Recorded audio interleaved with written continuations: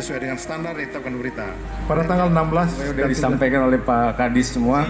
Kalau bekerja Kesadaran akan penggunaan tenaga kerja yang bersertifikat tersebut sangat penting dalam rangka menjamin kualitas penyelenggaraan maupun pembangunan proyek infrastruktur yang dibangun oleh pemerintah sesuai dalam program Nawacita.